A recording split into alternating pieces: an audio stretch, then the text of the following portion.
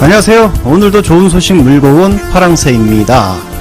어제 3대 특검이 통과가 되었습니다. 그런데 비하인드 스토리가 각 언론사들을 통해 알려지고 있었습니다. 다수의 국무위원들이 검경이 수사를 하고 있으니 지켜보자. 다음 국무위원회에서 의결을 하자. 여야의 합의가 필요하다. 이런 말도 안 되는 헛소리를 남발해 반대 의견이 나왔다고 합니다. 자, 그러자 이재명 대통령과 난상 토론이 벌어졌는데, 자, 이재명 대통령은 모든 국무위원들의 의견을 말해보라. 그래서 전부 그 말을 경청을 들었다고 합니다. 자, 당연히 이진숙도 언급을 했겠죠. 마지막으로 이재명 대통령의 발언이 시작이 되자 특검이 필요한 부분을 차근차근 설명하면서 이 국무위원들을 설득해 나갔다고 합니다. 그동안 검찰 수사가 이루어지지 않는 부분, 그래서 내란 때 검찰 수사가 너무나 부족해 증거인멸이 된 점도 말했던 것으로 보이고요. 그리고 검찰총장 또한 수사 대상이라는 점 등을 말하면서 특검이라는 것은 원래 정부를 믿지 못해, 그러니까 정부를 불신하기 때문에 야당이 요구하던 것이다 라며 여당이 추진하는데 하지 말라고 막아서기도 힘든 심정이다. 저 역시 딜레마가 있다. 자, 이렇게 말한 부분도 알려졌습니다. 그러자 이 같은 이재명 대통령 발언이 끝나자 다수의 국무위원들이 고개를 끄덕였다고 알려졌습니다. 심의 결과 3대 특검이 마침내 공포가 된 것입니다. 통과가 된 것이죠.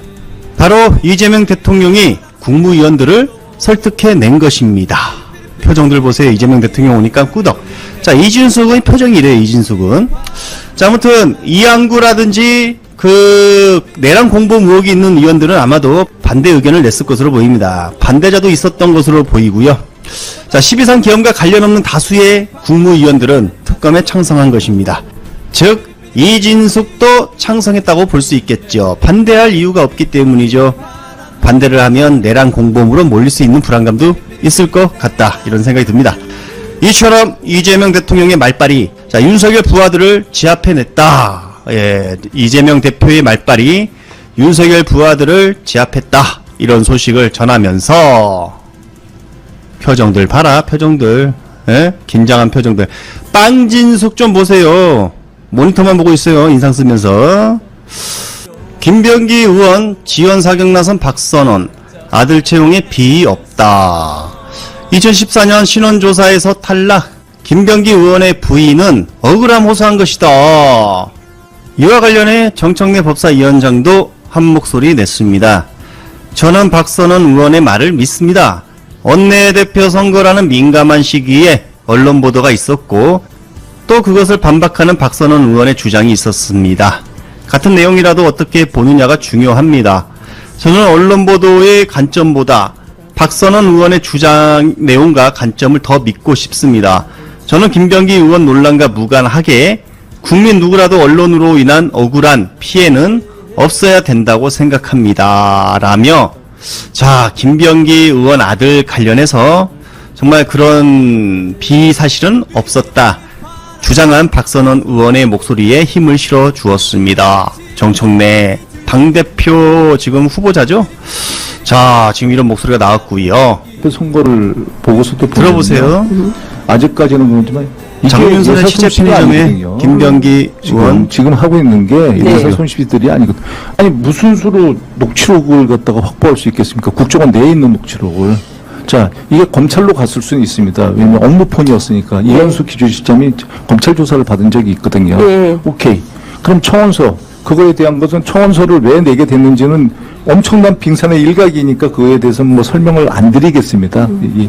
그런데 그 내용을 갖다 알고 있다. 오케이. 그럼 그 내용을 저도 갖고 있습니다. 그건 제가 낸 거니까. 네. 그런데 그게 지금 누군가가 줬으니까 그건 진짜 국정원 내에 있는 거거든요. 아, 청원서는 검찰 아니고 국정원 안에만 있는 거다. 당연히 있죠. 예, 이게 검찰로 갔을 리는 없다. 예, 그러면 그 청원서를 갖다 냈다면 그 낸 제가 이유가 있거든요. 예. 그 이유를 갖다 그런 이유는 다 빠졌죠. 그럼 오케이, 뭐 그거 다 인정하고. 네. 그러면 그 청원서를 갖다 그 정도의 은밀한 걸 갖다가 청원서라는 게 민원서류는 사실 돌려보지 않잖아요. 네. 그런 것 때문에 그걸 했었던 사람이 다른 자료는 안 가지고 나왔을까? 다른 자료는 확보하지 않았을까? 그게 전직이든 현직이든요. 네네. 밝혀달라는 겁니다. 기조실장이 전화를 갖다 해달라고 했습니다. 네? 기조실장이 전화를 해달라고 충격이네요. 이현승 기조실장이 이용수 기조실장이 이용수 기조실장이 예, 먼저 자기가 해명을 하겠다고. 자기가 설명을 하겠다고. 그러니까 의원님한테 주세요. 먼저 전화를 해서 이현수가. 부인께 내가 전화를 주시면 네. 관련 내용을 설명을 드릴 네. 터이니 부인께서 저에게 전화를 그걸 좀 녹취한 주십시오라는 연락을 받고 부인께서 전화를 드린 거다. 그러니까 그게 뭐냐면 충격이네. 안사람이 법적 조치를 했다 그렇게. 부인께서도 법적 조치하시겠다고요? 제가 잘못했습니다. 제가 뭐 지금 생각하면 저는 사실 안사람을 말리는 입장이었거든요. 예. 우리 아들이 이제 좀 훈련을 이제 받으러 이제 입사를 하는데 네네. 아들은 한 달이라도 좀 다녀보고 그만둬야 되겠다. 그게 뭐 오기장인지 그건 잘 모르겠습니다. 지금도 그런 얘기는 잘 안 하니까. 그런데 안사람이 그 아들을 잡고 진짜 눈물을 펑펑 흘리면서 얘기한 게 너는 아버지처럼 살지 말아라.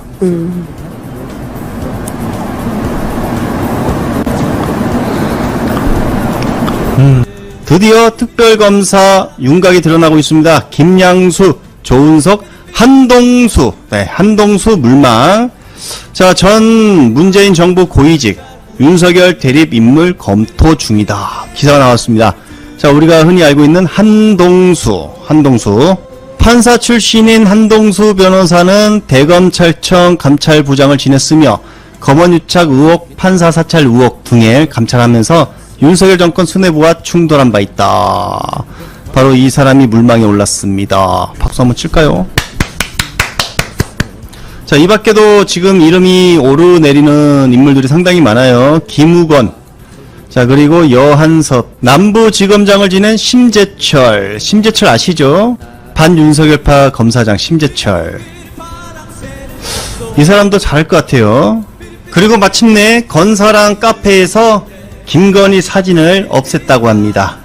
자, 그래서 이름도 바꿨습니다. 자유대한민국 보수우파 연합이라고 이름을 바꿨습니다. 새롭게 다시 태어나는 자유대한민국 보수우파 연합. 김건희 얼굴이 사라졌네요.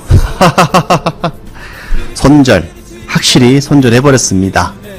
한국일보에 단독이 나왔는데요. 김건희의 입장이 의견서가 검찰에 제출이 됐는데 여기서 몇 가지를 실토한 부분을 제가 포착했습니다. 명태균에게 돈을 줬다. 그러나 정치자금과 상관없어. 돈을 준 건 맞네요.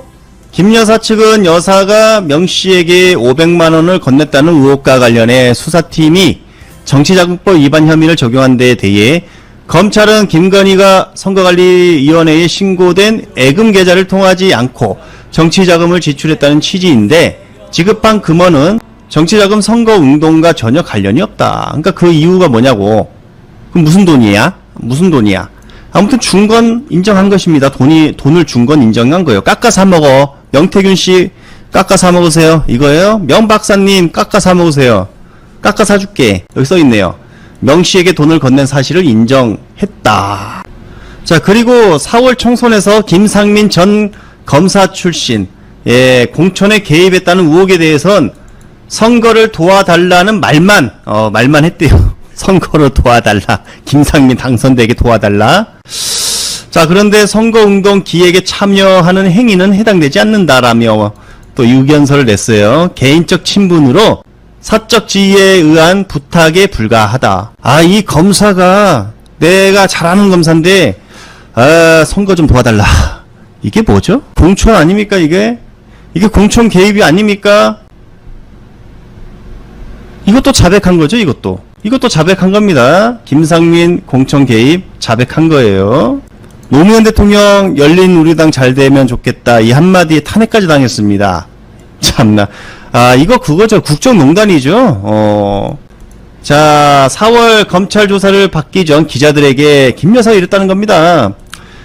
조국 수사 때 김상민 검사가 고생을 많이 했습니다. 조국 수사를 아주 잘했어요. 좀 챙겨주세요. 이런 부탁도 했다고 합니다. 이건 뭐 완전 이건 뭐 어떻게 이걸 빼줍니까? 자백해버렸네요, 정말. 와.